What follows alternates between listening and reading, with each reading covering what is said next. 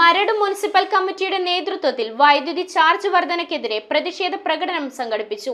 പ്രകടനത്തിന്റെ ഉദ്ഘാടനം തൃപ്പൂണിത്തുറ നിയോജക മണ്ഡലം general secretary PA Mansoor Ahammed നിർവഹിച്ചു.